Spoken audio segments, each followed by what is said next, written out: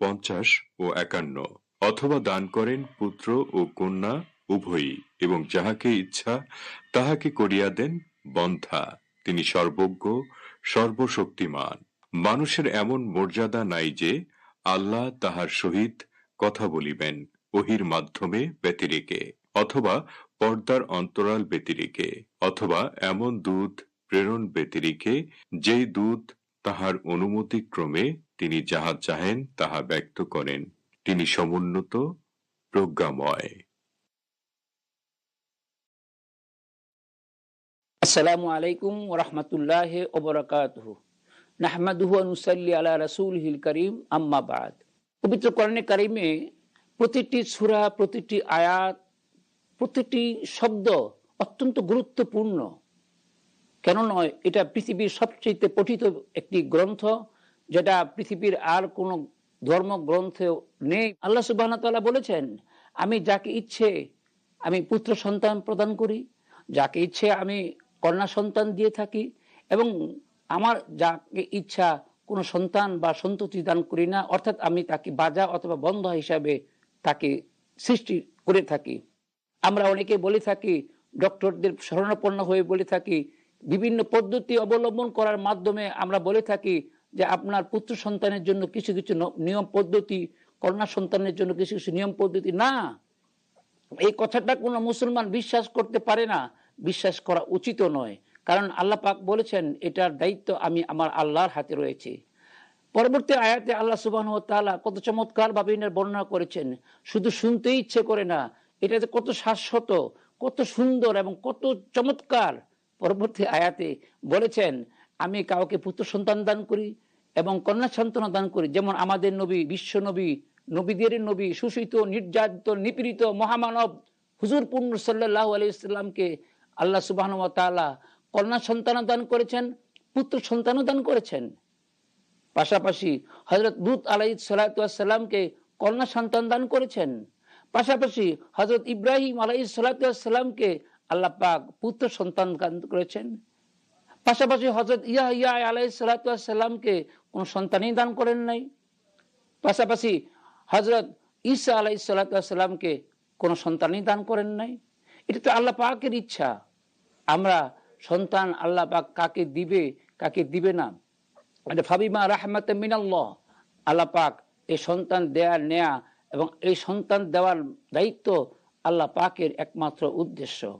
আল্লাহ সুবহানাহু ওয়া তাআলার কুদরতের, অপরিসীম কুদরতের শক্তির শেষ নেই। আদম আলাইহিস সালাতু ওয়াস সালামকে সৃষ্টি করেছেন শুধু মাটি থেকে। এই মাটি থেকে আদমকে সৃষ্টি করে আদম থেকে আবার হযরত হাওয়া আলাইহিস সালাতু ওয়াস সালামকে সৃষ্টি করেছেন।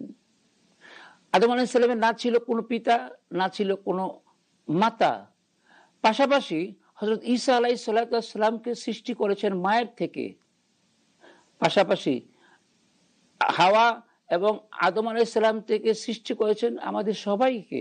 এই কোরআন শরীফ তারই প্রমাণ দিয়েছে যে যুগে যুগে আল্লাহ সুবহানাহু ওয়া তাআলা কোরআনের কারীমের মধ্যে এমন কিছু শক্তি, এমন কিছু কথা রয়েছে যেটা আমরা আমাদের জীবনে প্রতিটি পদে, প্রতিটি ধাপে, প্রতিটি শব্দে, প্রতিটি শ্বাস প্রশ্বাসে আমরা যদি সেই কোরআন থেকে যদি আমরা শিখি এবং সেই অনুযায়ী যদি আমাদেরকে ঈমানকে মজবুত করি, তাহলেই হবে আমাদের জন্য এই কোরআন একটি সমাধান। এই কোরআনের সমাধানের মাধ্যমে রয়েছে মুক্তি এবং কল্যাণ। আমরা এই থেকে শিক্ষা গ্রহণ করেছি। আল্লাহ আমাদের যে কন্যা সন্তান দান করেছেন, এতে করে কিন্তু আমরা অনেকটি আফসোসের মতন করে থাকি। না, আফসোস করার কেউ নেই।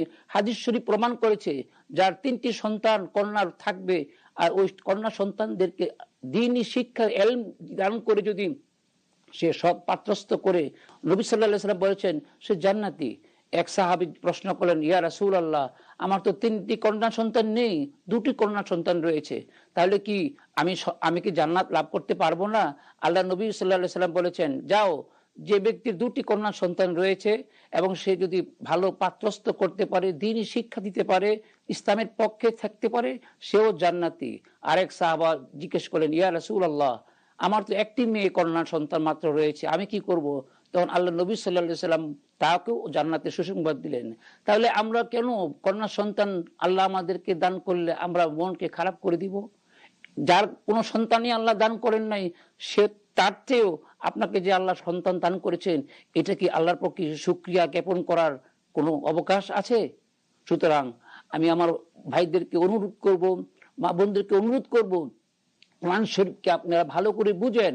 কোরআন শরীফ থেকে আপনারা সে শিক্ষা গ্রহণ করেন। আপনার সন্তান, সৎ সন্তান যদি যদি আপনি মানুষ করে যেতে পারেন, এই সৎ সন্তান দিয়ে যদি আল্লাহ রসুলকে আনুগত্য স্বীকার করে যদি ভালো হয়ে যেতে পারে, তাহলে হবে আপনার আমার সকলের জন্য নাজাতের একটা জরিয়া হবে, উসিলা হবে। আসুন আমরা কোরআন পড়ি, কোরআন বুঝি, কোরআন অনুযায়ী আমাদের জীবন করি, তাহলে হবে আমাদের সফলতা। আল্লাহ আমাদের সবাইকে কবুল করুন, আমিন। ও আখিরি দাওয়ানা আনিল হামদুলিল্লাহি রাব্বিল আলামিন। আসসালামু আলাইকুম ওয়া রাহমাতুল্লাহি তাআলা ওয়া বারাকাতুহু।